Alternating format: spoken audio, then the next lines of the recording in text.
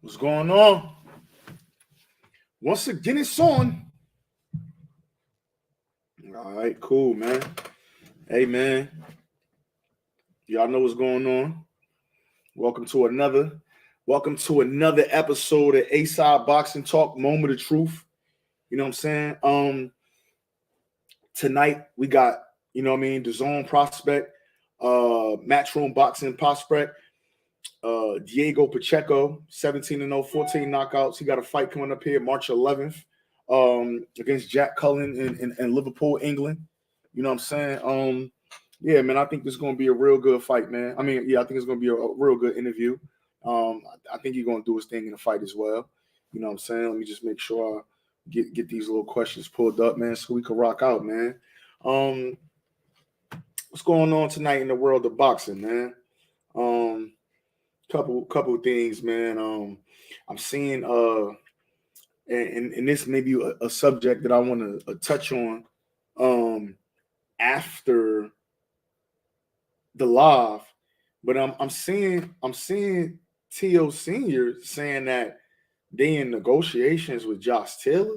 That's different. You know, I don't think we was expecting that this early, especially those two performances that we seen Teofimo Lopez have in his them two performances we seen Teofimo Lopez have since he came to the 140-pound division. I would think that we would possibly see another guy in between, maybe a Barboza, maybe, I don't know, maybe just another mid-tier 140 guy before they just throw him in with Josh Taylor. Again, Sandor Martin was another southpaw, if I'm not mistaken. I'm not sure. But again, he still had a kind of like a rough fight versus Sandor. He got knocked down. This is the second time we've seen him knocked down.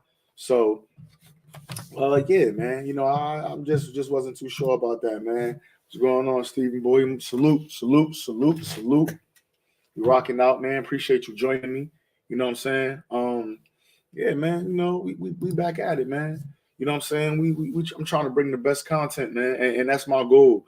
Again, I ain't really trying to compete with nobody. I'm just trying to do my own thing, man. So whether we just on the live debating about something, whether I'm dropping a video, to cover a particular topic, whether I'm bringing you these fighter interviews or this and that. Yeah, man, just trying to, bring some good content. Just trying to bring some good content to the sport. Bring some positivity to the sport.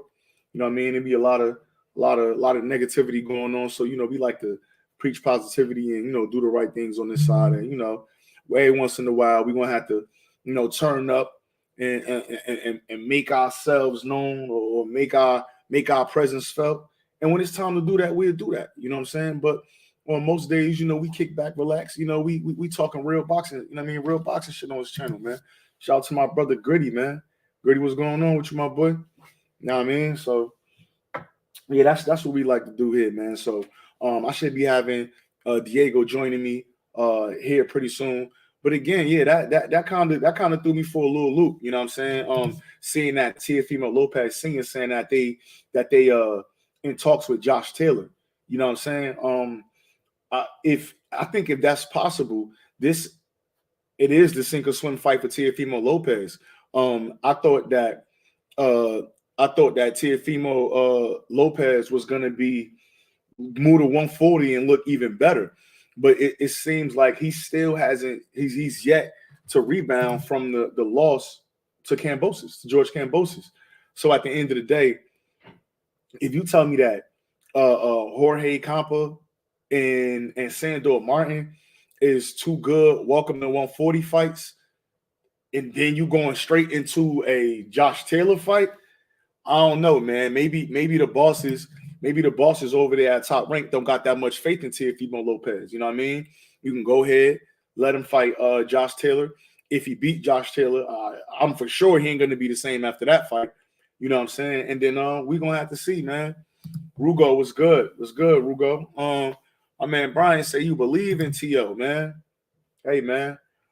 Hey, Brian, there's people that believe in the Bible too, man. You know what I mean? You know, a lot of people believe in a lot of things, man. So I don't know how far that belief going to take you, but Teofimo got to turn up and do his thing, man.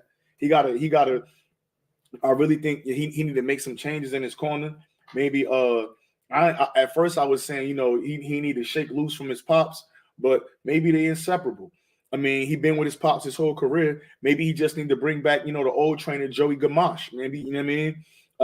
You know, through the grapevine, it was that we heard that Joey Gamache was the one that crafted the game plan to beat Lomachenko in the first place anyway.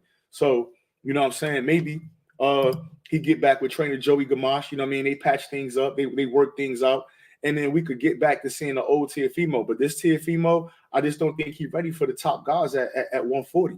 He hasn't shown at 140 that he's ready for the top guys. Yeah, that style that he had, that style that he had before, where he would just kind of allow people to walk forward. Teofimo Lopez is a counterpuncher through and through. Teofimo Lopez does his best work when he's able to counterpunch. If you standing in quicksand and he able to fire off whatever kind of explosive shots he want to fire off, he gonna get you. If you coming forward throwing bullshit, he gonna counterpunch you and knock you out. But if you make Teo fight on the front foot, then we got a whole nother fight. He still hasn't shown that he's disciplined enough, you know what I'm saying, to fight, I guess, the top guys, I would say, at 140. Do I still got it? We need Teo to believe in himself. That's a fact.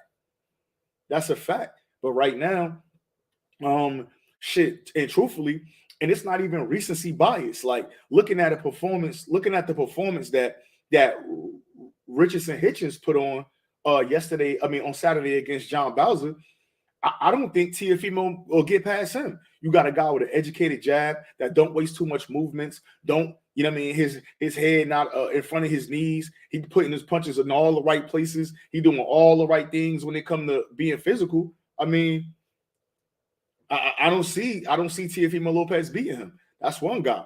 I don't see Teofimo Lopez beating Regis Prograis. That's another guy. I don't see Teofimo Lopez beating Gary Antoine Russell. That's another guy. Subriel Matias. That's another guy. It's a lot of guys that I just don't think that he gonna be able to keep up with at this weight class. You know what I'm saying? So again, you know, new trainer is the first thing Taylor should be focusing on. Facts. Definitely, he needed a new trainer. And he need to get rid of his crackhead father. I mean, I don't know if he on crack. It's something. You know what I mean? Might be the Baba. You never know what it is. But again, I just think that, you know, they team need to tighten up. And I got a lot of I don't want to say hope, but I'm hoping that he could, you know, pull it together. You know what I'm saying? Nobody want to see a young fighter with so much potential go down, you know, do bad. But it is what it really is, man. Hey, man, it's like my man Broadway. Shout out to my boy Broadway in the building, my boy Broadway Joel. Your voice is Dominican Boxing. Make sure I hit that like button. We're waiting on Diego Pacheco to get up in here. Once he get up in here, you know, we're gonna start the interview off. We're gonna work. Hey, man. Shout out my man OG Lefty, man. Chicken Talk. What up, though? ASAR family in the chat. That's a fact. You know what I'm saying? And that's another thing too, man. I got to take a pause for the calls, man. Shout out to my man Lefty with the Chicken Talk. I think I jumped in this. I started jumping in Twitter spaces. First of all, I didn't even know boxing Twitter existed, right? So I just thought for some reason, I thought like I was on this island of people that like boxing and nobody else was interested. Then one day I just got on Twitter, started like tweeting about boxing. Somebody said something to me, and then I started seeing these Chicken Talk spaces, man. I think I probably stood outside of the spaces for a good month or so, just kind of listening. And one day, you know, I just requested a mic. You know what I mean? Lefty let me come up there, you know, talk and do my thing. You know what I'm saying? And I kept coming back and kept coming back and kept coming back. You know what I mean? So definitely, man, I appreciate you, Left, for letting me, you know what I mean, join your platform. And this is helping me propel and springboard my own platform. I see Diego. I see you down there, champ. I can't see your camera, champ. I don't know if you can hear me or not. Your camera off. Let me see if we could bring him up here. Hey, what's going on, champ? How you? Can you hear me?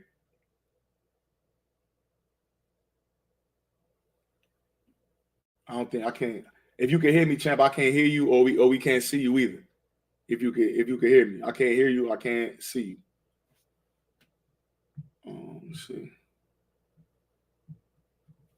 Okay. Drop Diego down for a little bit. I don't know if he could let me see. Yeah, I can. Let me see if I can get him back in here. See him down there. There we go. Let me see.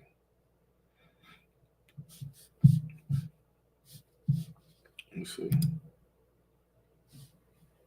Hey Champ, can you hear me? Uh uh losing them. So I mean, yeah, again, I'm just waiting, waiting for the champ to get in here, waiting for Diego to get in here, man. But let me see. I think I think he loses to all of them, but he beats Barboza. Yeah, I think he could beat Barboza for sure. Hey, I like how my man Brian, he had the pause, he had the big B right there, and he came back with the side profile with the waves and shit like that, man. Looking like Shamar Moore and shit on the side, man. Look at my guy, man. I don't know why Tio was so reluctant to fight Barboza. I favor Tio in that matchup, but I don't know why he hasn't taken that fight. Me neither. Me neither. Like, and that's a good fight against a guy that's undefeated as well. Not too difficult, and you know, it is what it is. But hey, man, we got champ in the building, man. We appreciate it. So we gonna get it jumping, man. So hey, right now, can you hear me, champ? Yes, sir. What's up, brother? All right. So hey, right now joining me, I got 17-0. The Zone Matchroom Boxing Prospect. You got a fight March 11th against Jack Cullen. I got Diego Pacheco with me. What's going on, champ? Yo, what up, man? Thanks for having me on, man. I appreciate it. Let's talk boxing. Yeah, let's do. Hey, I see you in there getting that work, champ. I see the spar war with you, man. Oh yeah, for sure. How Yeah. camp going right now? Right now we're like 4 weeks out, so camp is real intense. We're going hard around the sparring with, nothing but the best. David Benavidez, Jose Benavidez Jr., and a few other guys we have down here in camp. We're all in camp. David's in camp. Other guy, Daniel Blancas, who's also with us in camp. He has a fight coming up March 4th. And it's good. Strength and conditioning. The run's been really hard. We're all really motivated right now, and it's a great times in all of our careers. So we're putting the work in and ready to go out and shine when it's time to be under them bright lights. Facts. Okay, well let's take a step back, champ. Let's start, I guess, early on in your career. Even before your career, man. Tell us about Diego Pacheco. Like, where you from? How was life growing up for you? Yeah, talk to me about that for a little bit. Well, I was born and raised in South Central LA. Okay. I played every sport, kind of because my dad put me in every sport. So I did basketball, soccer. I did damn near every sport. And then when I was 11 years old, or 10, I started boxing. He put me in a boxing gym. I started just as a hobby. And sports were always a thing to, avoid the streets and avoid the activities after school. That was the main reason why my dad put me in these sports. And boxing just, I guess people could see my talent from the beginning. I was in the gym. I was doing good in sparring against kids who were supposed to be a little better than me. And off the back, I went to my first national tournament when I was, I think, 13 or 14, and I crushed that. Came back, won the whole thing, and next tournament, same thing, and it just kept going. From 12 to 17, I had an amateur record of like 80 and 6 losses. And so when I was 17, I was an 8-time national champion. I was ranked number 1 in the U.S., ranked number 1 in Mexico. So I got a bunch of offers from a lot of different promoters. And at the time, Eddie Hearn was first. Hey, hold on, Champ. Hey, you sound like you. I gotta slow you down, man. You stealing all my thunder, Champ. Slow me down real quick. Hold on, man. It was going good. Nah. So growing up in let me see something. So growing up in South Central LA, obviously, I've been to Cali a couple times. I mean, I'm not from there at all, from Jersey. Yeah. But growing up in LA, or South Central, you said, that kind of struck me a little different, because being from South Central, I see it's like a I guess you could say a melting pot over there. It's not just black people, not just Mexican people. So growing up in school, your neighborhood where you from, was it like predominantly Mexican? Was it predominantly black? Like, who were some of your friends or your counterparts, I guess, growing up where you from? Yeah, bro, being 100% honest, exactly where I grew up, it's I'd say like 60% black people and 40% Mexicans. Okay. strictly. Yeah. I remember, yeah, it's just that's what I grew up around. I grew up playing basketball a lot, so I was around a lot of brothers. I of course, soccer. It's everything. I was always into sports. Sports was always my thing. I was always a competitor, Yeah. in anything I did, and I always worked hard. I wanted to be the best at whatever it is that I did, and I Yeah. feel like that's why I'm here now. Wow. Going over to the UK March 11th to fight for that WBO international and keep this going. So Champ, when you as you was in the amateurs and you fighting, who are some of the guys that maybe us or the fans might know now that you had maybe like some notable wins over? Anybody pro now or anybody that's on the rise now that you had any like good wins over that we know? Um, there. You know what? It's crazy to think about because most of them aren't boxing anymore, but they were really good. And most of them, like honestly, like bro, just a few days ago, a guy that beat me twice. He's actually from Jersey. Yeah, yeah. I seen his Instagram. I don't think he's boxing anymore, or is he still boxing? Kashot Elliott. No, I ain't, yeah, I don't think he boxing no more. I ain't seen I nothing thought on, you but he.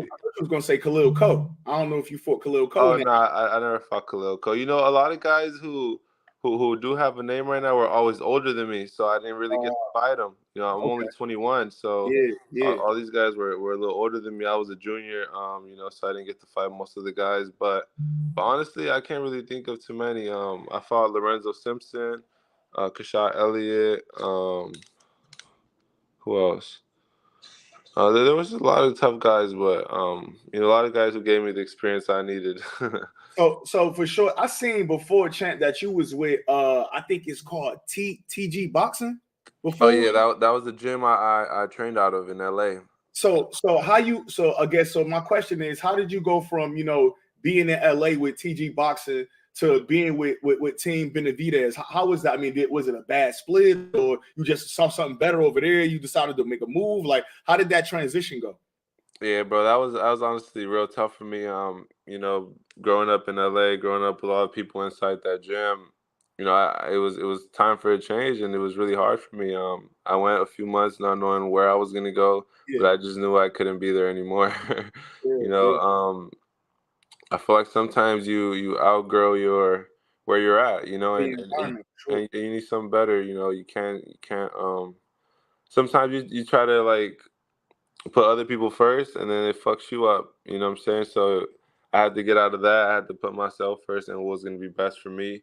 And yeah, it was a tough split to be honest.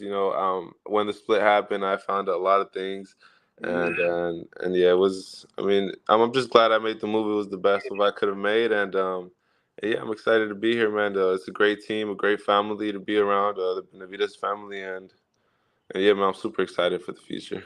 Now, obviously, like you said, you had a very good amateur record. You won a lot of national titles and all that stuff. So you coming out of the amateurs now. You got Golden Boy, you got Top Rank, you got PBC, you got Hmm. a lot of different promoters that you could sign with. Now we always hear it as the fans that God signed with the Zone because Eddie Hearn dropped the bag on your head, man. So talk to me about how was the, I guess, recruiting process with all of the promotional companies and how you ended up signing with Eddie Hearn and Matchroom Boxing. Yeah, bro. So this is what's crazy is that I wasn't even planning on going pro yet, or I wasn't even like looking to turning pro yet. I wasn't even on my mind yet. I was 17. I was ranked number one in the U.S. and then I went to Mexico and I became ranked number one in Mexico, and then I had to choose who I wanted to represent in like the international level. Yeah, So I chose Mexico, and I completely closed the doors on the U.S. yeah, There was no chances of me being an Olympian with the U.S. anymore. So for me to be an Olympian with Mexico, I had to go live in Mexico for like the next 2 years. yeah, And be in camp there and just Mexico City, and I was already there for like 2 months, yeah. before I had already experienced Mexico, and I was like, hell no, I'm not going back there. Like, But you speak Spanish though, right, Chad? yeah, yeah, yeah, that's Okay, my first okay, language. okay. Both my parents only speak Spanish, so yeah, that's my first language. I love Mexico, but being there for 2 years, I don't know.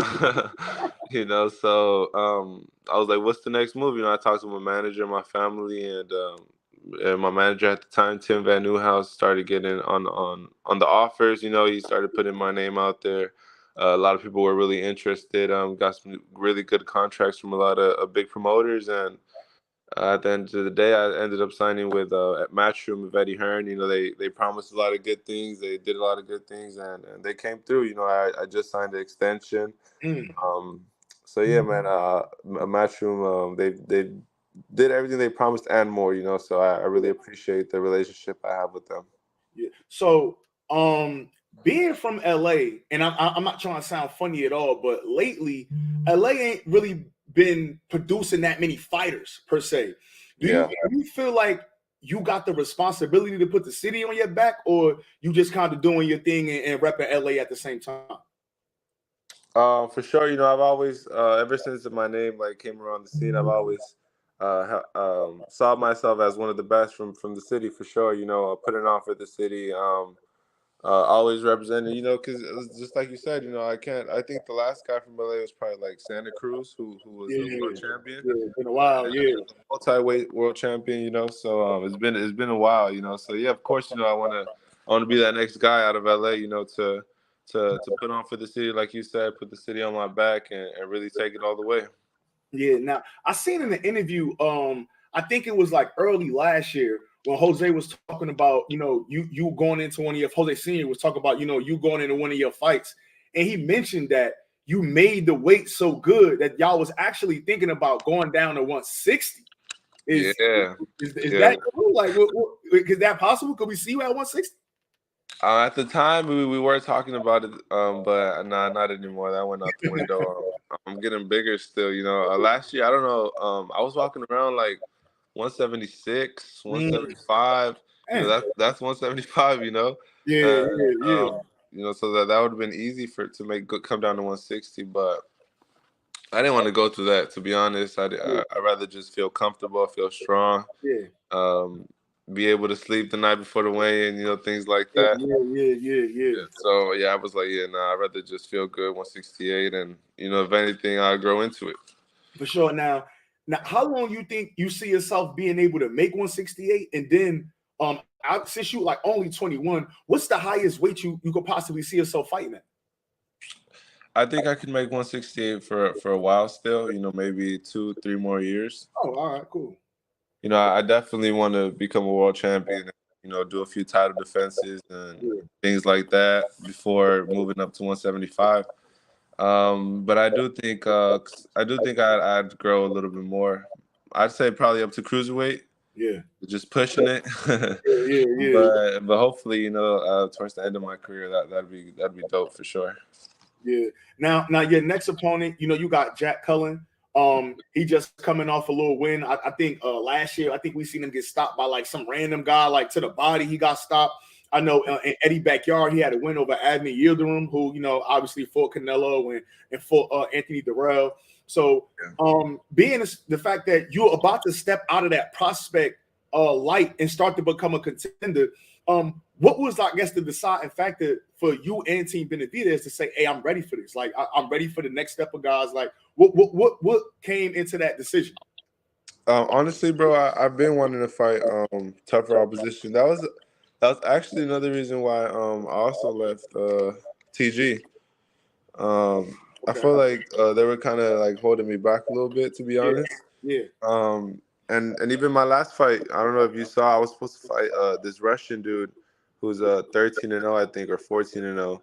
Yeah. With a solid record. So I'm trying to get these guys, but these guys either ask for too much money, crazy, ridiculous amount that the promoters like don't even want to work with them anymore, Yeah. or they just don't want to fight me. Yeah. But So I've been pushing for guys, so I got to thank Jack Cullen for taking the fight. I think he's a great name for my UK debut. Make a name for myself down there, and hopefully come back and fight the bigger guys down there one day. now, how you feel about that? Because obviously, I was going through your box rec. I seen me. I think you fought in Mexico a couple times. Mm-hmm. But man, you about to get on a plane. You know what I mean? Take a flight over to England, Liverpool. You know, it get real crazy over there. And now, but you've been on Canelo undercards and things like that before. But how you feeling about that atmosphere, man? Just being in a whole new place, probably gonna be cold as hell over there, man. And you got to go perform in front of all of his fans, basically. Hell yeah, exactly like you said, man. I'm gonna be in hostile territory, but you know, that's what I want, man. I'm built for this. You know, it doesn't matter where, when, you know, it's to put me in the ring and I'm gonna do what I do. You know what I mean? But I fought in Saudi Arabia one time, so that was a really long fight. It was a lot of big crowd, you know, but I know it's obviously going to be different. The UK is in his backyard, but I'm excited, man. I'm honestly real excited. I've been getting a lot of messages from UK fans ever since I signed with Eddie Hearn. So I'm excited to finally go down there and deliver a great fight. Yeah. Now after you fight him, how many times you think we'll possibly see you in the ring, and who else do you want to fight after you get this dub against Jack Cullen? Honestly, I'd probably see myself fighting 3 or 4 times this year. Okay. If everything goes as planned. After this fight in the UK, everything goes well. I stopped the guy, great knockout. I'm gonna push for hopefully a card for me in LA. I think I deserve it by now. Yeah. You know, some nice, of course. You know, if I want that, I need a real good opponent. So honestly, bro, like any guy who they think is an okay match for me, let's do it. You know what I'm saying? I'm ready. Now, obviously, I got a boxing mind, man. So I saw something the other week, and it kind of like made my boxing mind start tingling, man. I seen the possibility of Edgar Berlanga signing with Match. How do you feel about that? Is that a fight that you would take next if it was there for you? Like, you think you need to maybe fight a couple more times for you ready for a guy like Berlanga? Like, how you feel about that fight? Honestly, if it were up to me, I'd say I'm ready. I say I'm ready for Berlanga, for all the guys in the way. You know, I did see that Berlanga was met with Eddie Hearn. You know, that would be a fight that they for sure would want to build and make. You know what I'm saying? Make the best of it. You know what I'm saying? Milk it as much as they can. So I know that. But honestly, Eddie Hearn is a type of guy that'll make fights happen right away. So I wouldn't be surprised if it happens like end of this year or early next year if he does end up signing with Matchroom.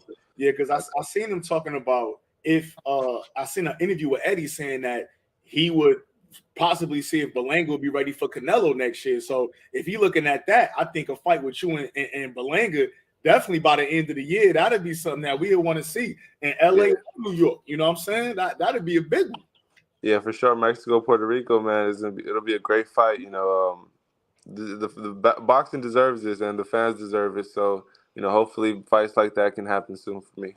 Now, one of your stablemates, you know, one of your brothers, Rayo Valenzuela, you know, he took a tough knockout loss to Edwin De Los Santos. I know you were sitting there, you know, ringside, you know, with his family, with the team. Yeah. After and truthfully, y'all team Benavidez, y'all don't lose that much, right? So after a tough knockout loss like that, what do you say to your brother? Like, how do you pick your brother back up so that y'all can keep moving forward and get back to winning ways? Yeah, bro. Honestly, that's probably one of the hardest things that I've had to like deal with. I guess, you know, I there was a point where it was just me and him in the room, so I had to like talk to him. You know what I'm saying? It was up to me, and I kind of just tried my best. But I told him that, you know, just keep working. You know, this is it happens for a reason. You know, it's just a setback. You know, just things like that. But Ryo's is a competitor, bro. He's a guy that's not gonna give up, and he's gonna keep going. You know, of course it hurt him. His head was down for a little bit, but he's back and he has a big fight coming up. I know you've seen that. Yeah, I've been knew about that, man. You know, I get a lot of info, so I know about that fight. I had to be quiet for like a month and not say nothing. But I knew about it for quite a while, man. Yeah, well, I'm excited. So, I mean, even speaking of that, you know, obviously, when a fighter take a loss like that, you know, besides the fighter, the first person that gets criticized is the trainer. How do you feel about possibly the fans saying that Jose Benavidez Sr. is only good at coaching guys on offense? His fighters don't have any defense. Do you got any thoughts or anything to say about that when you hear people, you know, kind of make comments like that? Yeah. You know, A lot of people, they're gonna talk regardless and say Yeah. what they want. But we obviously work on defense. We emphasize it a lot. Especially after that loss. Honestly, we all were like, man, we got to tighten up. We got to do something different. We changed things around. We worked a lot more on footwork. Because I use my feet a lot, and that's what I try to get my boys to start doing too. I'm saying so I feel like the defense is in the legs a lot. A lot. Yeah. If you look at every world champion now, he got good legs. You know what I'm saying? You got to have good legs. So we of course we work on that a lot. You'll see it. Next fight, he's gonna be a lot sharper. He's gonna be a lot smarter. Sometimes you feel that power and you just want to rely on it. Yeah. You want Yeah. to. You think it's gonna be the same with everybody, but it's not. You gotta get back to boxing smartly, and especially guys who are dangerous like him. You gotta be smarter and yeah, really outthink the fighter. That's what it comes down to. Yeah. Now, talk to me, because obviously, you fight on the 11th. Him and David fight on March 25th. Mm-hmm. How hard is it to stay focused, bro, with all of the noise from like this Plant Benavidez shit just jumping off and everything is going crazy? The whole boxing world is centered around your camp right now. How hard is it to stay focused with all this shit going on? Honestly, it's not too hard, man. I moved to Seattle from LA to strictly just train and box. You know what I'm saying? So boxing is my life. I don't do anything else. It's my full-time job. I eat, sleep, and drink boxing. It's not hard. We're in camp. We're working hard. We're all pushing each other. We're all focused and extremely hungry because we know the world is watching. We're getting ready. We know people are just looking for any little thing to criticize us. So yeah, man, we're staying sharp. We're staying on our toes and ready to do whatever it takes to get these W's. Now, do you feel like this camp been like a little more intense than others, or do you think it's kind of just y'all professionals, so it's just business as usual? It's been a lot more strict for sure. It's been a little different. David, he started doing some crazy shit. He's yeah, he's preparing for sure. He's Yeah. preparing. And yeah, man, he's kind of just rubbing all that energy off on us, and we're there, like, we're around. We gotta, you know what I'm saying, kind of basically do the same thing he's doing. We can't slack off. We gotta keep up. You know what I'm saying? So that's the mentality we've been on. I've been trying to push Ryo, my little brother, who's fighting this weekend as well. Okay. Everything goes good with my little brother this weekend. He'll be on that Caleb Plant David undercard as well. So yeah, man, we're all super excited. We know the opportunities that we've been hoping for are here. Yeah. And now it's time for us to deliver. You know what I'm saying? Nothing else. Yeah, fact. So if you had to give Jack Cullen a message for March 11th, what would you tell him? I'd say hopefully he's working his ass off, because I'm working my ass off, and I'm going over to show him the best Diego Pacheco that the world has seen. So I hope he's getting ready, and I hope he gives me a great fight. No, facts, champ. All right, well, I'm gonna get into a little. Yeah. I'm gonna get into a little section I like to call the ring walk. This we ask a couple questions that's not necessarily boxing related. Can you hear me? With me, champ? Let me see. I think it froze up. Hello? Yeah. I think you froze up. I don't know what happened. All right, for sure. Let's get it. Yeah, man. Just hope that he's working hard, man, because it's gonna be a great fight.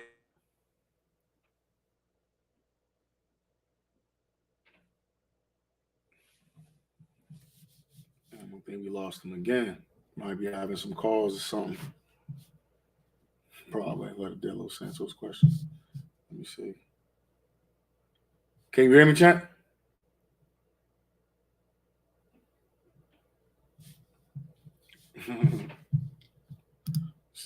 see, got you. Can you hear me? Yeah, I can hear you. All right, man. Hey, champ, listen, man.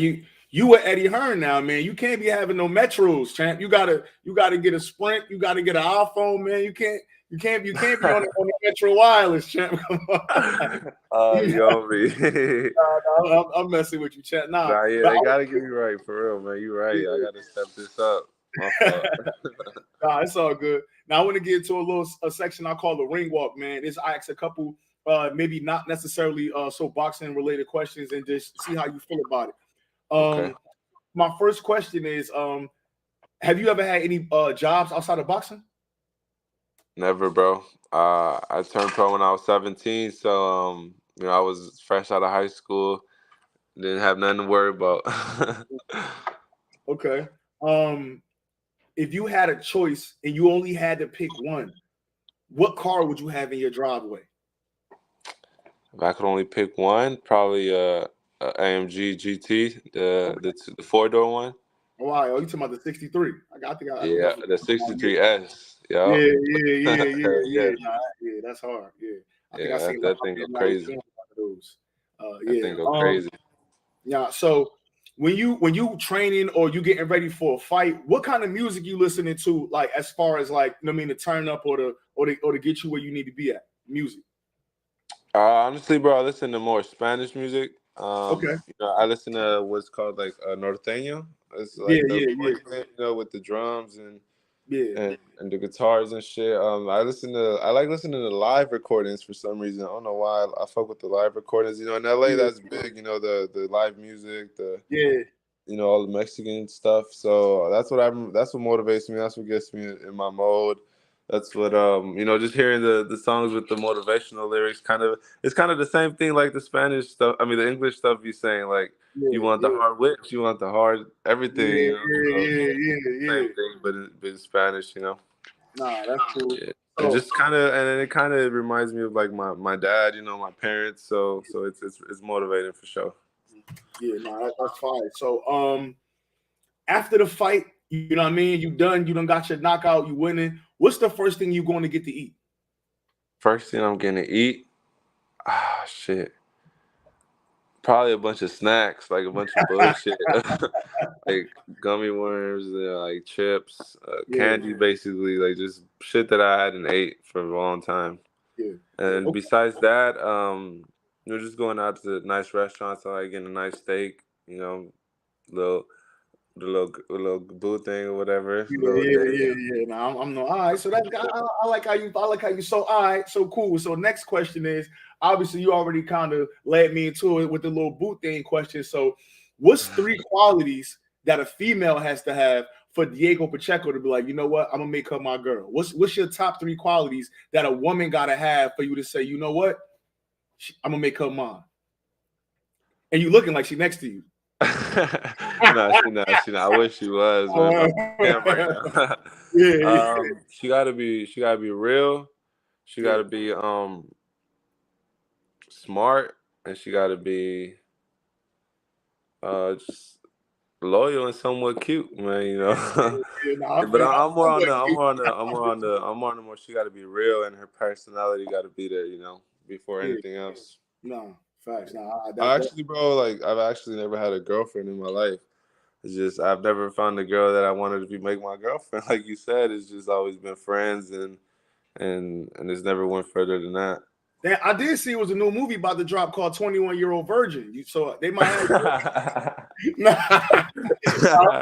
I'm fucking with you, man. Hell no. Man, nah, we good, man. You don't need no girl right now, man. Do your thing, man, and Yeah, focus. That's really what it's about, man. yeah, Sometimes exactly. women will slow you down, man. You know what I mean? You know what I mean? So Yeah, we hear rumors and we hear things, but we know a woman, if you're not focused on what's in front of you and you got a beautiful woman and she there. yeah.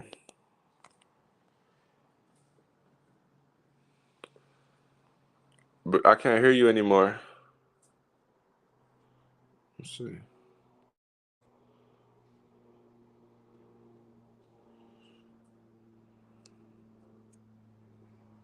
My bad. Can you hear me? Oh, there you go. Yep. All right, no, my bad. My question was, any talents you got that we might not know about? Talents.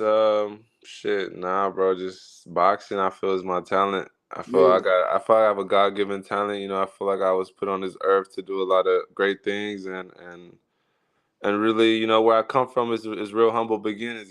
So I feel like I was that what I'm saying, that spark that in my family that I'm here to like flip it around. I'm yeah. saying so. So it Yeah, ain't like so you wasn't like Carlton Banks where you came from a big family with the big house and you had everything you want. You had to go grind and get it. exactly. Hell no, bro. Honestly, growing up, I didn't have much, but I never felt like I was missing anything. You know what I'm saying? I was always a happy child, a happy kid. You know, growing up, I feel like I had everything and I could do anything I wanted. You know what I'm saying? So, you know, I thank my parents for that. I always had my parents' support. You know, I've always had love at home, and I never really needed any attention or anything anywhere else. Yeah. You know what I'm saying? So. Now, growing up in, because that just brought another question to mind. Now, growing up in that like area neighborhood, like South Central, you said it was like 60% black, like 40% Mexicans. Did you ever get like dragged into like any beef? Like, you know, a lot of times, especially like LA, like black versus Yeah. Mexican, and a lot of like problems. You ever got dragged into any of that, or ever like seen any of that growing up? Yeah, you know it's crazy, bro. When I was like little from like when I was born to like I'd say like 7, I Yeah. lived in apartments with like a bunch of my cousins and shit. And most of them were from a gang called 18th Street. You know, so I didn't see my cousins come home Yeah. running after they got shot. You know, they come home running, leaking, Yeah. you know, things like that. So and I remember as a little kid, bro, there would be you know the rivalry or whatever with my cousins. They had they would bring little kids as well. You know, whoever they were rivals with would bring little kids, so then they'd bring me like, oh, we got our little hitter too, and they'd throw me in there, and you know I was about it. You know, I like to fight in the streets. Yeah. That's how it all kind of started, and then my dad would, you know, he didn't fuck with that, so we ended up moving out from there. You know, we moved a little further towards the east side. Okay. So then I went to school with all like the East Coast, you know, the Florencias, Yeah. you know, there's gangs everywhere in LA. I know. So Yeah. You know. I know. I'm hip. anywhere you move, there's a different gang and the same That's a shit. fact. That's a fact. But Yeah. my last question for you, champ, is what do you want the world to know about Diego Pacheco? You know that I'm just up and coming fighter. You know, I'm focused more than ever. You know, I feel I'm a very special talent. You know, everyone who hasn't watched me yet, you know, tune in March 11th. Yeah. Be another fight, another great victory for me, and the journey will continue. You know, follow my journey, and thank you for the support. For sure. Now, so I'm gonna let you go, but I want to tell you before you go, man. I like how you moving. For some reason, man. I'm not saying some reason. Obviously, it got to be the boxing, but like for you to be a prospect like on the rise, your fan base is like kind of growing a lot. You know what I'm saying? Like for Yeah, somebody with as many fights as you, like it seemed like you got kind of like a lot more fans than I guess that we would think. I don't know why that is, man, but yeah. keep it up, man, and keep doing these exciting fights, man. I Yeah, I appreciate appreciate that, bro. Yeah, I appreciate that. Yeah, bro. You know, when I signed with Eddie Hearn, I had like 2,000 followers. Yeah. But yeah, it's been growing for sure, and yeah, and I appreciate all support. You know, from the bottom of my heart. You know, without the fans, we really aren't anything. So, you know, keep delivering these fights for the fans for sure. Or nah, man, that's a Yes, fact. Hey, sir. man, I appreciate you coming on the channel, man. I ain't gonna take up too much more of your time. Hey, thanks, man. Shout out to Emily. I appreciate it. Yeah. I was on Mhm. Emily head trying to get this joint, man. So Yeah. I Shout out appreciate to it. Emily. Thanks for Yeah, making it happen. Yes, sir, brother. Thank you for having me on, bro. Till next time. I Thank you, appreciate bro. it. Sir. All right, guys, that was the Diego Pacheco interview. Excuse me. Think that went well. I'm gonna open up the I'm gonna drop the link in the chat. Anybody want to come up, tell me how you felt about the interview. Tell me what was good, what was bad, what you liked, what you didn't like. And we just gonna talk some boxing, man. We're gonna talk some straight up boxing, man. You know how we do. We get our interviews knocked out, and then after we get our interviews knocked out, we jump right into it. You know what I mean? And we talk boxing. Steven, cool dude. Nah, for sure, man. He seemed like a cool dude. Seemed like real humble. You know what I mean? I threw a couple jokes at him. You know, he took my jokes. So you know what I mean? I respect that. You know, some guys be a little uptight now once you playing with him. You show me can't motherfucking can't motherfucking. You know what I mean? But you know, he was cool, man. He was cool. I rock with Champ. You know what I mean? So again, I just threw it up there. I put the link in the chat if anybody want to come on, come in and bust it up about boxing. You know what I'm saying? Yeah, man. I think Diego gonna be one of them ones, man. He tall, good range, good power in his right hand. You know what I mean? He like to mix it up a little bit, but you know what I mean. As long as he, stay on that proper path, um, he gonna be good, man. I like that, man. I like that. I think that was a good interview. You know, lost him a couple times. Then I end up losing my sound. I don't know how. Nah, man, you know how we do, VV, man. We just, we talking and shooting and shit, man. Sometimes, you can't be so serious, man. You gotta, turn up. You know what I mean? Uh, you see, he didn't retort with, "I got the best Wi-Fi." Yeah, man. You know how it goes sometimes, man. Now, that was cool, man. Cool little interview, man. It's good to see, like, what I mean, when you could, talk to a fighter from the beginning and see how his life is and see how things go. Shit, he was about to give me the whole rundown. I thought he was reading off a script. He started getting into it. You know what I'm saying? His brother, Federico Pacheco, was a heavyweight. Hopefully, he's on the YouTube prelim post on the benefit plan, even though he's only 1-0 right now. Yeah, that's what he was saying. He was saying his brother got a fight this weekend, another fight this weekend, and if everything go well, he will be on that on the undercard of the Plant Benavidez as well. So that's dope. That's dope.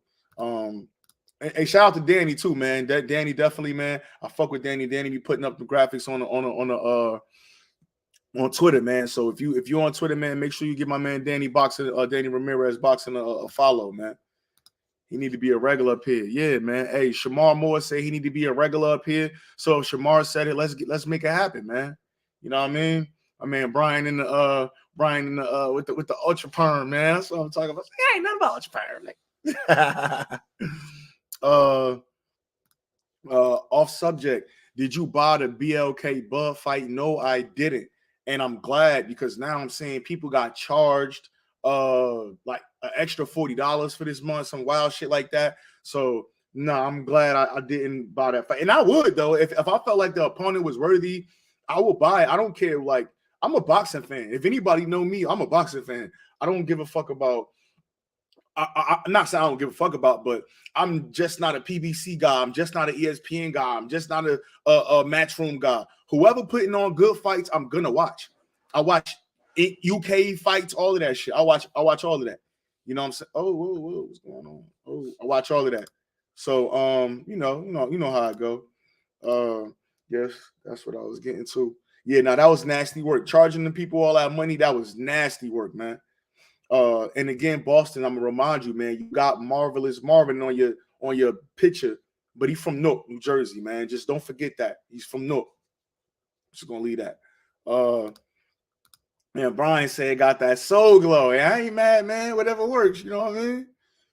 Yeah, and that was another thing, man. That's something I just kind of really didn't understand. Like, literally, they fought on Saturday, and on Sunday afternoon, the fight was already like on YouTube. You know what I mean? So I paid $40 and I just could have waited. You know what I'm saying? So that was nuts. I didn't really understand that concept. I think maybe they just I didn't get that. Hell no, not getting double charged. You ain't sucker me to watch Braun and Williams. Well, shit, some motherfuckers already got suckered into watching Braun versus Williams Jr. So that's gonna be what it's gonna be. They already did. Yeah, man. So what we got going on this weekend? We got Ray Vargas and O'Shaquie Foster. I'm curious to see how Ray Vargas is going to look this weekend, man. I think they were saying he not being trained by Nacho no more, man. So I'm kind of curious to see what kind of style he's gonna come out with. O'Shaquie, I think he got a couple losses on his resume. I did see him fight on Ring City. I seen him fight on Probellum as well. Over in Dubai. I think he fought on the same card that Regis fought Tyrone McKenna on. If I'm not mistaken, he might have fought the day before though, or something like that. But I'm curious about that fight, man. I've been looking into that fight, man. I'm just kind of curious as to how that's going to play. Like, even if O'Shaquie win, I don't know what Probellum going to do, because they're not really deep at 140. I mean, excuse me, they're not really deep at 130. So we definitely going to see, man. What do you say? And now introducing five. No, he ain't. Let me see. VV was good. Good evening. The interview was great. I really enjoyed it. Appreciate that, VV, man. Trying to bring some good work to bring some good work to YouTube.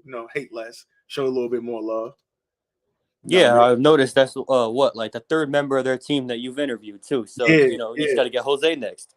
Yeah. Who? Jose Senior? Jose Jr. But yeah, Jose Senior too apparently. Nah. Yeah, Jose Senior. I got you. we're gonna try to get Jose Senior up here, man. Maybe when Jose Junior, when he get a fight, try to get him on and see what he's talking about. But yeah, man, I got the A-side guys. You know what I mean? But nah, how you feeling about this Ray Vargas O'Shaquie Foster fight this weekend, Vivi? Oh yeah, no, I was going to mention. So yeah, no, he left Nacho, but he was never really trained by Nacho. It was always his father. I mean, even like he was trained by his father pretty much from when he was a kid to turning pro. Okay. I think even in his first fights in Mexico, he's still with his father. But like his father was like, okay, we got to take you to that next level, so we're gonna take you to Nacho. But it was mostly like his father still training him at home at their own gym and just going to Nacho for a few stints. So he'll be fine. I don't think anything will really change. Yeah, nah, I think it's gonna be good. The fight I'm kind of looking to is that Mario Barrios versus Giovanni Santiago. Now I know he fought Broner tough, but obviously Broner don't throw his hands. Gary Antoine like dispatched him, you know what I mean, got him up out of there. But I'm just wondering, man, with Mario coming off that knockout loss to Tank, and then coming off really just kind of getting beat up bad over 10 or 12 rounds from Keith Thurman. I kind of wonder. I wonder what Barrios going to be looking like, man. This weekend coming up, man. Yeah, no, I'm with you. I don't think Giovanni Santiago has fought since the Gary Antoine Russell fight. Barrios obviously hasn't fought since the Thurman fight. I mean, at their best, I mean, even if Barrios is at his best, he should beat Santiago, in my opinion. But we don't know what it'll look like. Luckily, those gloves were 10 ounces, not 8 ounces. But he still got his face smashed to pieces, So that in a year in activity, you never know what that could do to somebody. And we don't know what Mario Barrios is going to show up. So I think it's an interesting matchup for that reason. Yeah. Hey, Clive, what's going on, man? How you feeling? What's up, guys? What's up, gentlemen? All right. Chilling. All right. I'm chilling. How are you? I'm doing well, man. Just got finished wrapping up the interview with Matchroom prospect Diego Pacheco. That went very well. Now we kind of talking about the fights this weekend and Mario Barrios. Brian just put a comment talking about did he train trainers too? Yeah, so the same thing like with Vivi was saying about what's up, Vivi, by the way. Good evening. Yeah, the same thing that Vivi was saying about Ray Vargas is the same thing with Mario Barrios. Like he was with Bob Santos for the majority of those undefeated wins that he had. Whatever ended up happening, he ended up leaving Bob Santos and started training with Virgil Hunter. Obviously, he took those 2 losses. Had a tough fight, and then took those 2 losses back to back. Now he's back with Bob Santos and not with Virgil anymore. So I'm expecting to see a new, especially with Bob Santos and his rejuvenated fucking stable of fighters and all of that. I'm expecting to see a real good version of Mario Barrios. Getting back with his former trainer. They said I checked on BoxRec. The fight is at super lightweight. Wait, Danny, you talking about the Barrios fight is at super lightweight? Yeah, because that might be wrong on BoxRec. Because I'm about 95% sure that Mario's fighting at 47. Unless something changed, then they might. Sometimes some guys do it. They get a new strength and conditioning coach and they say, you know what, we're gonna stay at that old weight. But yeah, I'm not sure, man. Oh, you know what? Bob Santos was Ismael Salas' strength and conditioning coach for quite some time. So, that might be a factor. But Barrios was just so big at 140 pounds that I don't see that happening. If it is at 140, which I don't believe it is, that's bad news for Barrios. Yeah, I wouldn't want to see him go back down to 140. Like he was already huge anyway. Pause. So we'll see. No knock on Barrios, but the fact that Thurman gets to fight Spence after getting hurt by Barrios, a career 140 pounder, nasty work. Yeah, shit's boxing, bro. Everybody get hurt, man. So that's what it is. Hey, Clive, how you feeling, man? Talk to me, man. What's going on? My bad, man. I'm just getting in from work. I'm good, man. I'm real good. I'm loving what's going on. Just like you guys waiting on the fights. And I see you, Truth. I see you. I see the smile on your face, man. You're doing good, man. You're doing good work right now. I'm going to have to go back and finish that interview because Pacheco is one of my favorite peoples. I think I've told you once before. I like that stable that Benavidez Sr. is working with right now. He's got 3 top dogs. I hope them gentlemen stay together and keep it going. I know David's a big part of it, big inaugural part of it, but he's the inspiration right now. So nothing but love and admiration and good things I want to see from those peoples. Yeah, for sure. I still got Ray. L-Dub was putting me up on that news too, that Berenstein won't be working with him. Yeah. That is interesting. Interesting stuff. I still take Ray though. I think he's just the better overall fighter. And then you guys are saying he's working with Bob Santos now? Is that No, what I'm hearing? Barrios. Barrios is back with Oh. Barrios was with Bob Santos before, but now he back with remember he left him and he was with Virgil Hunter, you know what I mean? Now he back with Bob Santos for this next fight against That's hey, that's a good thing. I think Mario Barrios is an excellent fighter, man. And when I say excellent fighter, he knows what to do. He just ran up against some really good competition in Thurman and Davis. But he's a good fighter. He knows what to do. So hopefully Santos will get him back to winning ways. Hey, winning ways. How do y'all feel about T.O. Senior saying that they in negotiations with Josh Taylor? Is that true? That's what he said. I didn't see that. I watched it. Yeah, he was punch drunk, so y'all watched it. I believe it. I mean, Teofimo Lopez, I think the reason he didn't want to fight Barboza is, there's nothing really in the Barboza fight for him. Barboza is not a name. He's never established himself. It was his best win. I guess it's now Pedraza.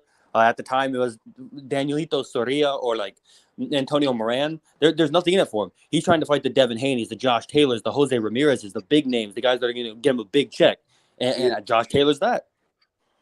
Yeah, I mean, that shit made me nervous, man. Like, not nervous. Like, that if they want to fight, I'm fucking gonna watch it for sure. But when I see like a guy like Teofimo Lopez, the way he struggled against Sandor, the way it took him really long to get Kampa out, like, that just, man, going like Josh Taylor, bro, like that's gonna be bad, bro. Like Josh Taylor. I don't know. I think people kind of got it fucked up, and they seen that Catterall fight, and I just think they kind of got Josh Taylor fucked up a little bit. I don't think he got to. I don't know, man. Yeah, I agree with you. I agree with that comment you just put up there. Yeah, they're delusional, man. I say this all the time about Tio. I think Tio is naturally talented, man. I think he's working with a little bit of something. I think he could be doing more and does need to do more. But I also think I don't think he could beat any of the top guys. Josh Taylor, definitely not. I mean, that's cool. You want to fight him, and like for whatever reason, Senior said that they do want to fight him. Cool, man. Cool. Get after it. Get after it. I mean, credit to him. The aspiration is there. He's been chasing Josh Taylor for years. But yeah, no, a lot of people are mistaken on Josh Taylor. I think Jack Catterall was just a stylistic nightmare, especially with that jab. Him being a southpaw. We have stories of him struggling with numerous southpaws in sparring. Most notably Luke Campbell. He clearly struggled in the Regis Prograis fight. Another southpaw. Jack Catterall's a southpaw, and I think he was drained in that fight as well, which could play a factor in the Teofimo Lopez fight, especially a year later with a new trainer who, in my opinion, is not as good at weight cutting as Ben Davison. But Josh Taylor is still cream of the crop at 140, and Teofimo Lopez hasn't shown me nothing at the weight. Yeah. Salute to you. Salute to everybody. Hey, if y'all on here, hey, give me a like. If you ain't subscribed, man, hit that subscribe buttons for them notifications. Go ahead, man. Go ahead. I agree with Vivi. Except, I still hold Josh, still to be the number one guy at the division. Kind of just like how the ring would set it up, like he's the champion since he conquered it. And then I'd put that 1A, 1B Regis. And then I like Gary Antoine to kind of line it out there. But he still needs to get a belt. But hopefully they all mix it up, man. Hopefully they all get a chance to fight each other and get some good lineups going. I've been saying this for the better part of all year. I would say as soon as Devin Haney gets up there, he's instantly the best fighter to me. Yeah, man. I know this, man. But that won't happen for what, 20 months? Something like that. We're gonna see. 24 months. I know this. T.O. got in that ring after the Sandor fight, talking about, do I still got it? Then we saw him talking about Art of War. I was fooling y'all. And now he fucking trying to fight Josh Taylor. I think this shit gonna get bad. Like I think it's gonna get bad. Hey, Brian said, what y'all think of this so-called rematch clause? I don't believe it. Tank wanting a rematch clause so bad. but we never know the clause could have been in every fight. Golden Boy just making a big deal. So what y'all think about this rematch clause being in the way of the fight happening? Go ahead, V. I mean, I believe it. I believe what the rumor was that Golden Boy knew there was a rematch clause, but they were under the belief that, you know, if Ryan were to win, it would be the rematch would be on DAZN on Golden Boy, and they're now finding out that that's not the case, and that's where the issue arises. Which, in my opinion, that's an easy solution. Yeah, I think they should make it the rematch clause go both ways, or just scrap it all together. But if they're forcing the rematch to be on Showtime, if Ryan wins, Ryan's getting no leverage here. You know, Tank is making. It seems like Ryan's second on the billing. He's going over to Showtime. He's getting a lower split. Everything is against him. The odds are against him, and I think, you know, frankly, it'd be foolish if, you know, on top of that, a one-sided rematch clause where he has to go back to Showtime. That's stupid to me. Yeah, I think you're right too. But again, I'll just look at the Floyd Mayweather Oscar De La Hoya situation, man. I mean, Floyd came in there, he took the lower half, and after he got that win, that shit propelled him into superstardom. So even for a guy like Ryan Garcia, if you happen to go in there and beat Tank, possibly knock Tank out, your superstardom level is up here. And then shit, if you could do it again, no matter where it's at, you are the man, bro. Like you the man after that. So it's like, okay, what's 1 year or 2 fights or however long that shit takes? What's 2 fighting twice on Showtime compared to the rest of my career? And worst case scenario, if you beat Tank and then have a rematch, then it should be a third fight somewhere too. You know what I'm saying? So again, I don't think it should be no rematch at fucking. It's a 136 for no titles. I don't even see a point for a rematch clause. But again, I remember, if I'm not mistaken, Oscar De La Hoya was the A side. The Shane Mosley got beat and was the A side to get in the rematch. No, I mean, Yeah, he was. So Oscar did that multiple times in his career. Well, he know and that's what I don't like, because he know the business. Like, this is not like for us fans or to some guys that may not be like knee deep in the sport of boxing and kind of know little small tidbit shit like that. But if Oscar has done that multiple times in his career, that means he understands the business of boxing. And so, even though it don't seem fair, I guess, to the fans, it makes sense to me. If the zone is not doing half or 3/4 of what PBC is doing, yeah, if Ryan win, the rematch should be on the zone. But if y'all ain't doing half of the business that we doing, why the fuck are we, like, you know what I'm saying? Like, why would we go to y'all network where you're probably doing 800 fucking pay-per-view buys on Showtime, 800 to 1 million pay-per-view buys, and even in the rematch, you're going to do the same, if not more. You'll do even bigger business. So I think even from a money perspective, I just think that Showtime, PBC, just has the bigger platform right now. And honestly, Golden Boy is playing little brother the Matchroom. Like, they're not even the biggest fucking promotional company on that network. Truthfully, like, I mean, I understand it, but you know What? But I think that's the thing. Like, the zone kind of need that fight, especially if, you know, there is a rematch, because Ryan Garcia is, you know, their poster boy, especially for Golden Boy, who's getting such a low budget. They kind of have to capitalize. They have to show the zone, hey, we're bringing something to you outside of, you know, Zurdo, Rosado, and Munguia versus Quigley or whoever he's fighting. They have to, you know, show we bring something to the table. We bring revenue, and Ryan versus Tank would kind of be that. Wait, VV. You said Rosado and who? Zurdo. Wait, they fighting? They about to fight in March. In March. Nice. He's gonna beat the shit out of. I hope Gabe wins that fight. He's about to retire Gabe Rosado. Like, I don't know. Hilarious. It's about to be what Beck was doing to him, but 10 times worse. Yeah. Well, Gabe just, you know, he got a lot of fighting miles on him, right? You know, he kind of beat the crap now. So if he can survive it, that'd be nice. Yeah. Well, Danny's saying it's a junior that Barrios a junior welter. I gotta see, man. I checked PBC's website and it said welterweight, so I'm gonna go with that.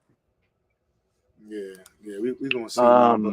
I think Hopefully, truth. Like, first off, I don't even think we're gonna get that fight. You guys know me. Not because I'm trying to be a pest or anything like that, but just people are already acting funny, talking funny on this stuff again. So as soon as yeah, I hear things like that, I'm like, well, someone's trying to cover their base, cover their arse if yeah. something doesn't happen right, and that's fine. That's cool. Just I'm not putting all my eggs in that basket. But I agree with you, Truth. I mean, look, the way business is set up, so called, you either have the leverage or you don't. You're either willing to abide by someone else's tutelage and ruleship or not. And if you're Yeah. not, then there's nothing. Like I'm done trying to convince people of who's right and who's wrong. So Shout out just to my shout out to my yeah. Dominican brother Broadway Joel joining the panel. Was good, my boy. What's up, Chilling Broadway? on. I don't got much time to be on. I just wanted to shout you out on your interview. That shit was straight fire. I'm Appreciate it. Appreciate definitely it, bro. gonna rewatch it again with a pen and a pad. He put out a lot of jewels and a lot of insight. I really liked the interview. And another thing I wanted to talk about was Mario Barrios. They saying he fighting at 54. That's not unheard of for like non-title fights. So a lot of times they'll agree on a fight. Like, let's say I'm a welterweight, but it's not for a belt. I'm gonna fight you at 152. Yeah. I don't need to cut those extra 5 pounds. This is not for a belt, not for a regional belt. Why the fuck I'm gonna starve myself, not drink, water and do all this type of thing when it's not for a title fight? So I'm not sure that's the case, but that does happen a lot. A lot of times No, fights. but no. What I'm saying is like because I just got a DM from Danny too. The shit say that it's at 140. That's what I'm saying. Like that's why I was like I thought he was fighting at welterweight, and I could understand if it's like 149, 150, whatever. But is he going back to 140? That's the question. No, but then he said super lightweight.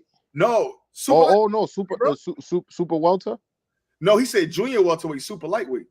Oh no, I don't know. Then I don't know about that. Yeah. Yeah, that's why I was kind of tripping out because if he fighting at fucking 140 again, that's why I say some guy because he back with Bob. Maybe they got a new what you call it, like a new strength and conditioning plan where that could get him back down to, you know what I mean? Yeah, you got to remember, Bob Santos was originally a strength and conditioning coach, so Yep. that's really his specialty. So he probably, like, knows what to do, and he's like, "Oh no, I could get you down to this weight healthy. Those guys at welterweight too big for you." I don't know. This is me just talking off the cuff. I don't know. So, but we'll see. We'll see. Well, since I'm media now, you know what I'm saying? I'm gonna just go ahead and give Coach Bob Santos a text, and I'm gonna just There ask. you go. You know what I'm saying? I'm just gonna ask. Shout out My to man. Carlos, man. Shout out to my man Bob. Yeah, nah, for sure, man. He'll definitely let you know. Yeah, but shout out to Broadway though, man. Listen, man, let me throw something out there real quick. We're gonna get back to talking boxing, man. But let me tell y'all something, man. Like when I had a YouTube channel already, and I was already kind of like doing this shit back and forth. But what really made me jump back out the window is my boy Broadway, man. We was talking and just going back and forth, and he like, yo, man, you need to jump back on your shit. You know what I'm saying? And so we exchanged numbers, man, and we've been fucking locked in ever since. Every time I got an interview, I'm hitting him up. I'm talking, I'm getting points. We go back and forth with each other. If he got an interview, we'll talk and shit like that. So again, man, no matter what you're doing, it's always good to have what I consider a mastermind group. And that's a group of guys, a group of men that keep me in check. We keep each other in check and we build off each other. So whatever you capable of doing on your own, if you got a group of motherfuckers that's like-minded and y'all holding each other accountable, you could do double that shit in half the time. You get what I'm saying? So again, shout out to my boy. I gotta give you flowers, bro. But shout out to my man Broadway. Nah. Shout out to you too, man. You doing great work, bro. You doing great fucking work. So keep doing your thing, bro. Yeah. So do you think this tank fight gonna happen with Ryan? You think it's gonna happen? No. The reason I don't is one, Right. Brian. Shout out to my dog Brian. You know this. Now, You know this I, shit.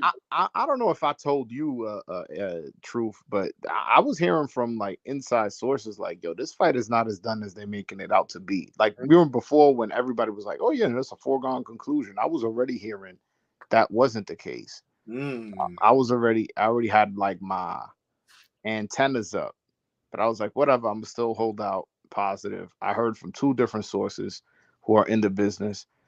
And then now this is coming up, and I don't see this getting resolved. I see Tank. I'm not gonna say Tank. Tank's team digging down on their cleats and going, "Hey, listen, we're the A side. We're not gonna budge. You know, we sell more pay per views and sell more tickets than you, and we have higher gates. So Yeah. everything. If you want this fight, you have to do everything we do. And at some point, the zone is gonna feel like they're being left out of the negotiations. Like, damn, even if we get the one, we still gonna have to have our brightest star outside of Joshua and Canelo. On another platform for like basically a year and a half. Yeah. So they looking at it from that point. I don't think they come to a resolution unless they just go, all right, so there's no rematch clause. To me, that's the only way I see a resolution, and I don't see either one accepting that. Yeah, no, that makes sense. We gonna see, man. Shout out and Ty said I like this panel. None of the raw cloud chasing BS that these other dudes be doing. Appreciate that, man. I think you know what? Everybody got their own style, man. I was on a panel yesterday, man, and they was talking crazy, bro. But you know what? That's just some people's style. Some people just like to yell and scream and do all that shit. I ain't really big on that. I just like to talk boxing, man. You talk I boxing. keep that to Twitter. Yeah. Yeah, man. So you know how I go, man. Just like to talk boxing. But I don't know, man. I hope that fight could get done. And I'm also waiting to hear something again about this Virgil Ortiz and Stan Jonas. Like we got a date like a couple weeks ago, but I haven't heard like anything else like in reference to that fight happening or what's what's going down. I don't know.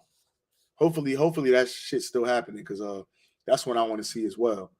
Virgil Ryan Garcia retweeted a tweet from Dan Canobio saying the fight still happened on April 15th. And I'm still optimistic because, I'm a little emotional about this fight. This is my Spence Crawford. This is my Inoue fault. And I need this fight. But, I got faith. I did say Ryan Garcia is the zone's poster boy and they won't want to give him up. But on the same hand, we've seen time and time again that they're catering to everything Ryan Garcia wants. Ryan Garcia requests something, they're going to give it to him. And I think, Ryan really, really, really wants this fight. He's been chasing it for years, and he's not going to give it up because of what DAZN or Golden Boy wants, So I got faith in Ryan. I How think come he he hasn't can signed stand a up and tell contract them. then? What's that? I said they're giving everything he wants. How come? What's he waiting on to sign the contract then? They're still revising contracts and stuff like that. But, I got faith that, when push comes to shove, Ryan Garcia and Gervonta Davis will, both sign the contract and we'll get the fight April 15th. Davis has already signed his part. He's done. He's the one No, who he hasn't offered. because they're still revising contracts. Yeah, they still revising it, so He's they the have. one who offered it, gentlemen. But he What's he doesn't bitching have a about? contract. No. So yeah, he offered the contract, but what happens is they send it to the zone. They got to make comments, and then they got to adjudicate those comments, and then come back. Once all of the comments have been adjudicated, the contract. So you talking about the term sheet right now? They working with the term sheet. Hey, this is the term. We want this term. We want this in here. We want that in here. Once they come to an agreement with the terms, then a contract can be sent out for signature. But until those terms are agreed in principle, all of them, then there can be no contract. Like if like how could he sign a contract and they still technically negotiate? You know what I'm saying? Well, I frame it that way is because he's got no leverage. I know, talking about Ryan, I know he's trying to negotiate exactly what a B side would be doing. That's to negotiate as much as you can from the A side. That's what he's doing. I get that. That's fine. I think where he messed up is telling us, the fans, and whomever in earshot would listen, I will do anything it takes. I've already done what it takes, and blah, blah, blah, and blah, blah, blah. And here we are now today. And now there's all these little discrepancies. So my question will always stand the same. Bro, you said you would do what it takes. Sign the contract, bro. Like you ain't you're not gonna hang on. You're not gonna out leverage the person who offered everything to you, and you've already agreed to it. I mean, So- obviously, though, his team's going to be like, whoa, hold the brakes. Because, Ryan Garcia is making all of the concessions in this fight. Gervonta Davis is making 0 concessions outside of maybe He the doesn't- catch weight. So he doesn't this have is to, though. all, this is all on Ryan. You know what I mean? So his team's probably like, whoa, hold on. Let's see what we can get out of this. 'Cause I'm sure Ryan's like, I'll take this fight. I'll knock him out twice. Ryan Garcia just wants to fight. And Clev, let me ask you this though, because I gotta put the ball back in your court, right? This is not just these two fighters, right? And so when you say a guy doesn't have leverage, right? He does have leverage, because if he say fuck you, I'm not taking this fight. Well, then you went from the biggest fight since we were supposed to get Spence and Crawford or AJ and Fury or whoever. We just went from possibly the next biggest fight to nothing. So he has leverage because he's the A side. But again, if those guys at Golden Boy walk away, well, then there will be no Ryan Garcia to fight, and you will go back. Now, granted, Tank does great numbers. Ryan, his last 2 fights have done the $1 million gates. He's doing well with the, doing well. He hasn't fought on pay-per-view yet. But again, I think these guys are at both. all. No. He's never fought on pay-per-view. Ryan doesn't have any pay-per-view. No, that's fine. But again, so it's hard to say a guy doesn't have leverage when you need him to fight. You gotta, like, again, we just had this situation with Charlo and Munguia. That fight got scrap canned for whatever particular reason. Now we back at the drawing table with Tank versus Ryan, and I'm sure both of these will be the biggest fight of both of these guys' career, hands down, biggest money, biggest everything. And so yes, Tank is the A side, but I'm sure he's not ready to just walk away. He probably make double, triple what he just made for his last pay-per-view fight. So I'm sure he don't want to walk away either. No. Yeah, and if I could speak for Tank, I'm sure he's echoing similar things on what Big Fish was saying. Give the man whatever he wants. Give the man whatever he needs. We've already done what we need to do. Why? Because, again, or let's just put it this way, and this is the way I look at all these type of situations. What is this whole thing about, man? Money, right? How do you get to that? By being the biggest draw or being one of the biggest draws? And if you are enough or not enough, if you do have that blessing, then I mean, just like you gave your example of Oscar and Floyd. Floyd did he just went in there and just beat the man. That's all he did. He didn't complain about anything, or at least nothing of significance, or significance enough to get in the way to where that fight couldn't have happened. Mm-hmm. But it happened because he said yes to everything. That's why it happened.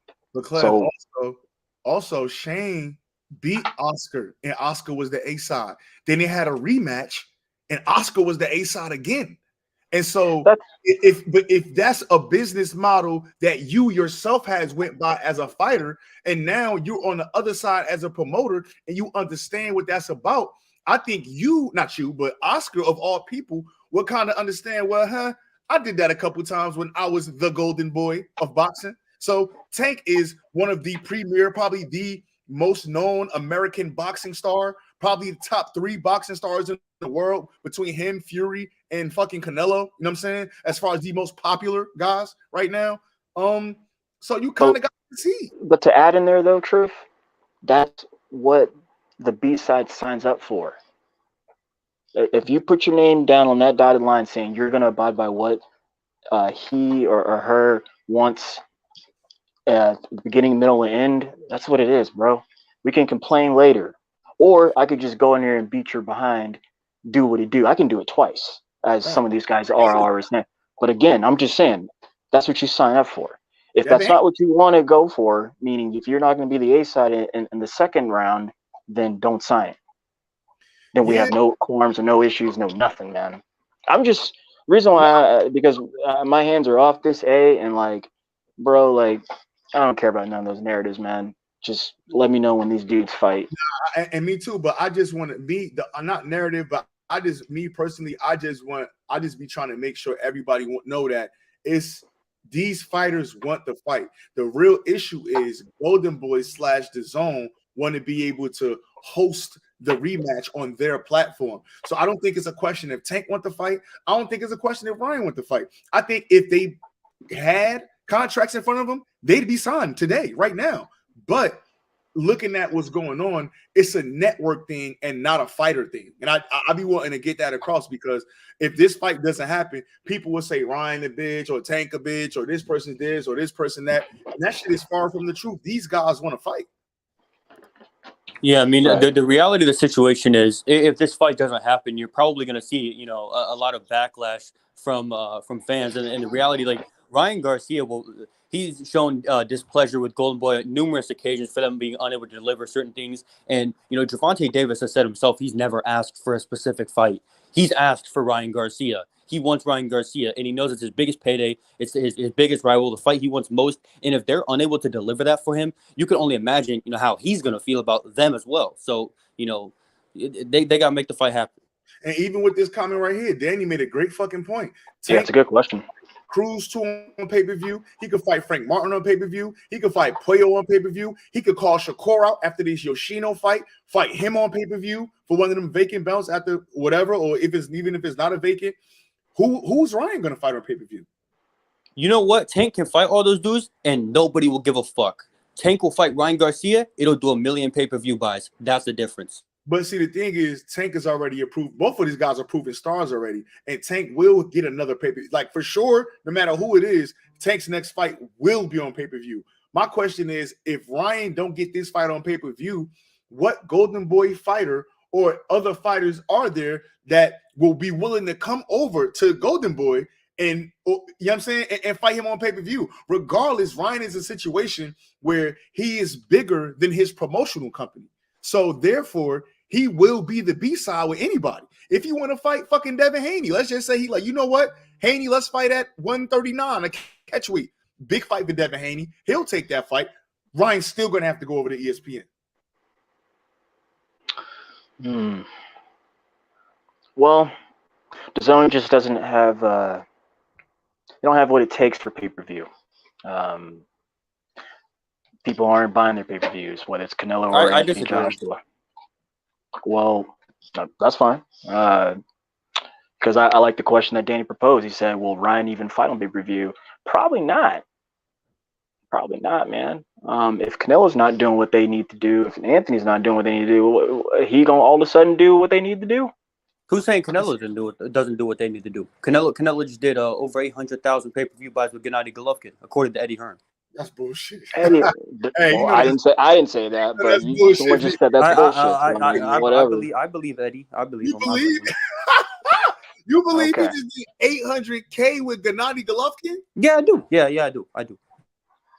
All right, DB, I got it. All right, man. I mean, we also know that Gate did, you know, over, you know, $20 million.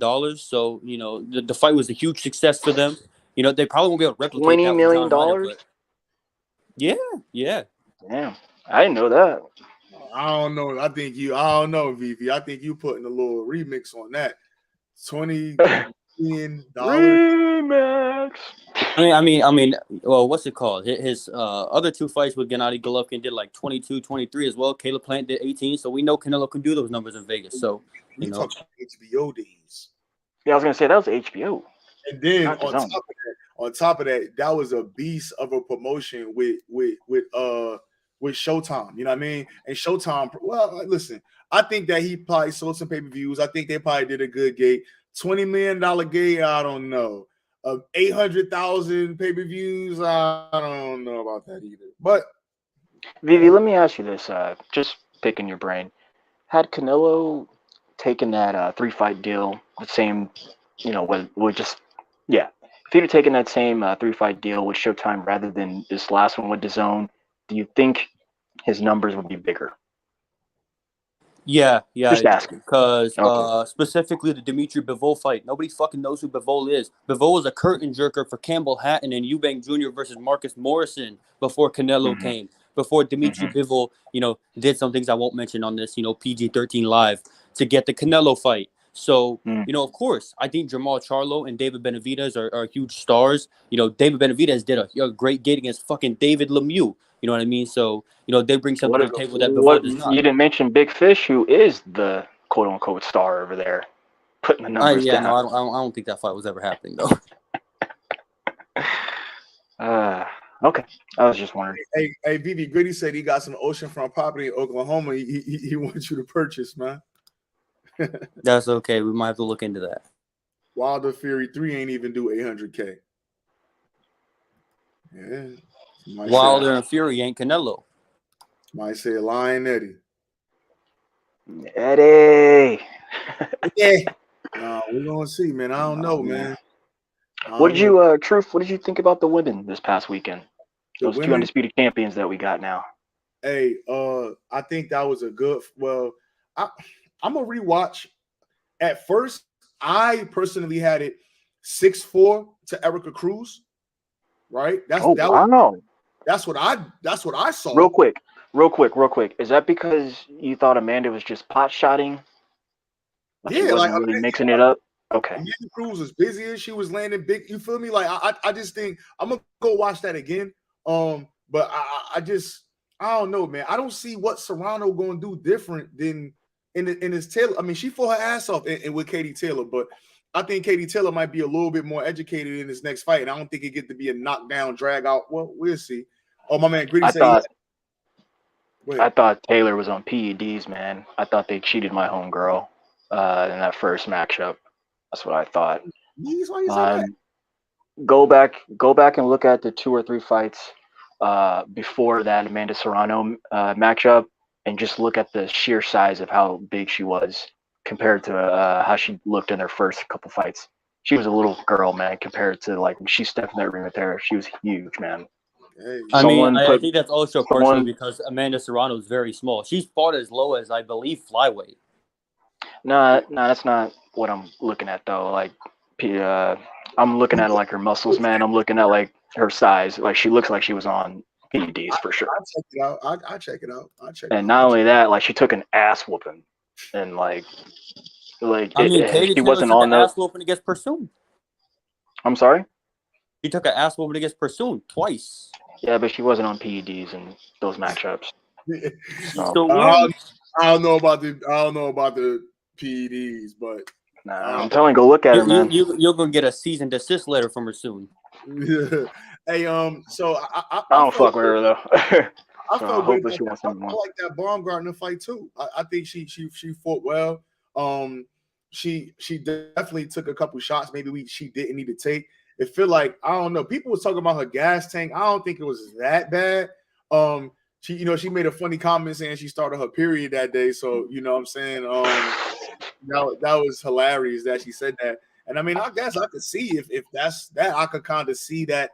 Fucking with your energy or fucking with your stamina, you fucking bleeding and shit and whatever. You know what women do. So yeah, I think that was a good fight for her. I think that is no question she got to go back into the Mayor 2 fight. I think that got to be the next play. I want to see Baumgartner and Katie Taylor go at it. I think that would be a good stylistic fight matchup. I don't know if that tank is going. There you go with her tank again. Both of them girls tank. Shit. Old girl had to get the pads, man, for Amanda. I'm telling you, man, go back and look at her. I was shocked, man. Boy, Club, you dying on that horse, Club. Yeah, I went down on that one, man. Katie was on. I don't blame her, man, because she got her ass beat, bro. Old girl. If that was any other woman, they would have dropped. But and then not only that, I mean, Amanda's old now. Amanda's gonna be 36 this year. Whatever, Katie when Taylor that comes. Old too. How old is Katie Taylor? She old too. I'm not too sure. I think she like 34, if I could guess.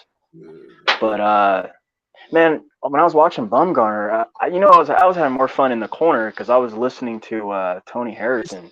Man, he's going to be a good trainer, man.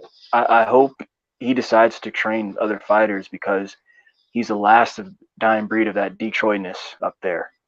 Who needs to pass that along? Drunk gym there. Nah, that's not with them. It was Emmanuel Stewart's nephew. Yeah, but like Tony, man, just him specifically. I want Tony to train. That'd be great. He needs like 2 or 3 fighters. He'd be good, man. I think he'd be an excellent trainer. And you can't say that about a lot of fighters. So Katie Taylor, 36. She's 36. Wow. She definitely was on the PEDs. Truth, I swear it. I swear it. Dude, okay. That's all I want you to do. I want you to go look at how she looked, like her body looked in the fights before that fight. And then look at her body in that fight versus Amanda, and you're gonna go, wow, something's odd. Hey, That's what I go will ahead. say is who flew a little bit under the radar was Shadesha Green. She from Paterson, New Jersey. I think that was her 12th fight, her 11th straight knockout. She's a mandatory for Franchon, Cruz, DAZN, and 2 sanctioning bodies. They've sparred a lot. They've worked with each other a lot. I think that's the fight that need to be made. She knocking women out. She fighting tough. Now I do think again when you get back to the gas tank, I think she need to work on her stamina a little bit. But she's a hellacious fucking puncher, and I would love to see Shadesha Green and Franchon Cruz DAZN. I've heard they've got some great sparring in. TJ Jersey stand up. That's a fact. But Shadesha Green is one. She's on the way. She's for surely on the way, and she just signed with Jake Paul and MVP Promotion, so she's about to get those names for sure. Yeah, and I want to say this too, man. It was really cool to see all those ladies at that fight. Those the men could really take a page out of that book. Yeah, And not just like to the extreme, just like I really enjoyed their camaraderie and how they support one another, even if they're on opposing teams, or who they support. But and when I say that, like the top ladies, that is, yeah. like all the top women, all the best women were all there in supporting. Yeah, So that was coercive. really, really cool to see.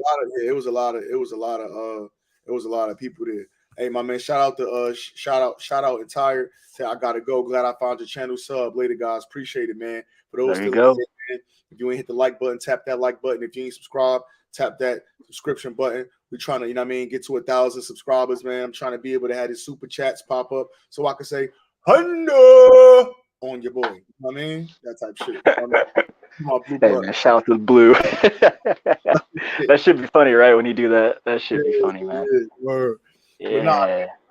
I seen a couple people going a little hard talking about women's boxing is showing the men up and they need to take notes and all of that. I mean, I think women's boxing for sure doing their thing, man. But men's boxing is still men's boxing. Still damn near 2 different sports to me. But Oh yeah. the women are for sure doing their thing. For sure. I said the top women though, truth. The top women are all fighting each other, is what I But said. yeah, but the thing is, think about it. What women do you know besides the top? Yeah, that death hurts. That death hurts. It's not like we know a shitload of women fighters, and then you only hear about them and once they at the top. You know what I'm saying? Like, doesn't it stop at middleweight pretty much? Like they don't have heavyweight and light heavyweight and all that stuff. No, they got light heavyweight. Hannah Gabriels is the light heavyweight champion, and I think they What's got the weight on heavyweight that? too. Because I saw a heavyweight champ. I saw these. It was like 2 years ago. There's like these 2 women heavyweights fighting like Detroit, and that shit was also fucking. Clarissa Shields on the card. I saw that too. I was about to say, Damn, shut up! Really? That pay-per-view in Detroit, it was a heavyweight fight on it. The women. What were they weighing though? Shit. I don't know. They look like they'd never been in a boxing ring before. Hey, notice when Clarissa Shield hops on the scale, right? You see all the white boys looking at her. They're like, what was she weighing? What's she weighing? And I go, damn, Sarah, why can't you make that? Damn. That should be funny, man. Yeah, and it's way less women, so they gotta fight each other. They gotta fight the top. Right. Their death is blatant. Yeah. Like Choi, Choi, that would have been like Choi, what's her name? I forgot. You mean Choi, whatever the fuck her name is, that had the WBA title that wasn't trying to fight Michaela Mayer or Alicia Baumgartner. Like someone said she got hurt though. Like she did. She was signed to fight Terry Harper and got hurt, and that was before Harper lost to Baumgartner. And I don't even think she's fought once since. That you can't even use that anymore. Yeah, where's Harper these days? She's a champion at 154. Yeah, she's a champion. Yeah. WBC. Yeah, she fight at what? Is it 54? Yeah. She beat Hannah Rankin for the WBA at 154. Yeah. Damn, she was cutting that much weight. Wow. Shit, Steven said if a woman fight tomorrow, she automatically a contender. Steve. Well, I mean, yeah. I mean, If a woman starts fighting tomorrow, she's contending for a Sky Nicholson fight. Scott Nicholson hey, title. shout the Sky. She's working her way up the rankings. Yeah, but they Maybe just be Sky. putting. I swear I've never seen her fight someone that's actually boxed before. Yeah, that shit. Yeah, that's true. That's true. That's true. Yeah, that's crazy. But she should be fine. I mean, she's an Olympian, right? I mean, she know a little something about boxing.